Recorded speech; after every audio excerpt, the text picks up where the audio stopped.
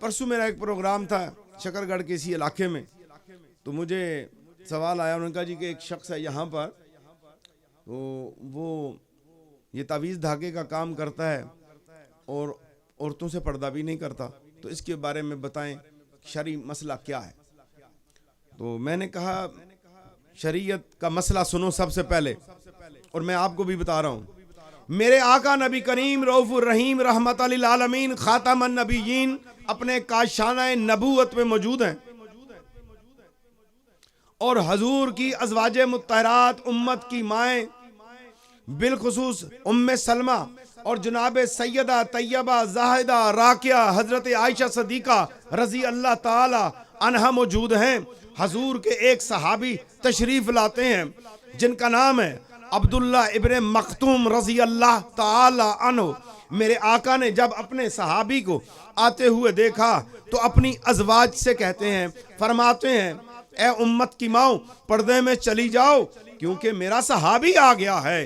تو ازواج مطہرات عرض کرتی ہیں یا رسول اللہ صلی اللہ تعالی وسلم فداک ابی و امی، یہ تو آپ کا نابینا صحابی ہے، اندھا صحابی ہے۔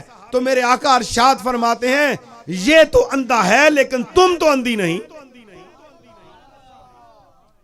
معیار قائم کر دیا ہے پردے کا، قیامت تک کے لیے کوئی غوث کتب ولی ابدال غیر عورت کو سامنے نہیں بٹھا سکتا۔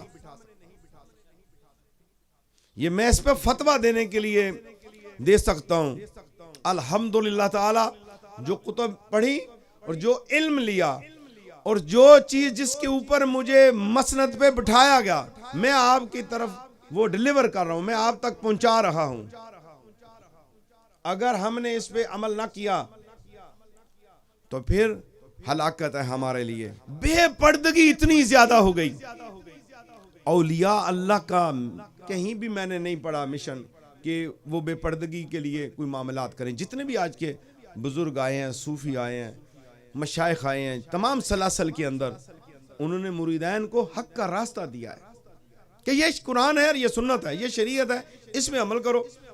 اگر تو یہ کوئی دکان ہے، پیسہ اکٹھا کرنا ہے، آج کل رواج ہے کہ پیر آئے منجی کے دن جب ہاتھ لگا ہو کٹائی ہو تو آپ سے چاول لے کے چلا جائے، گندم لے کے چلا جائے، جانور لے کے آپ کے چلا جائے۔ بابے بیٹھے ہوئے ہیں اپنی اپنی بیٹھکیں لگا کے، اور وہ اپنے چکروں میں، عورتیں مرد کاموں میں، عورتیں ان کے پاس، بابا تعویذ دے دے۔ بابا کبھی کہے گا بہو گئی تو اسے کہے گا ساس نے جادو کیا ہے، اگر ساس گئی تو کہے گا بہو نے جادو کیا ہے۔ اگر وہ جادو کی مور نہ لگائے اسے پیسے کون دے گا؟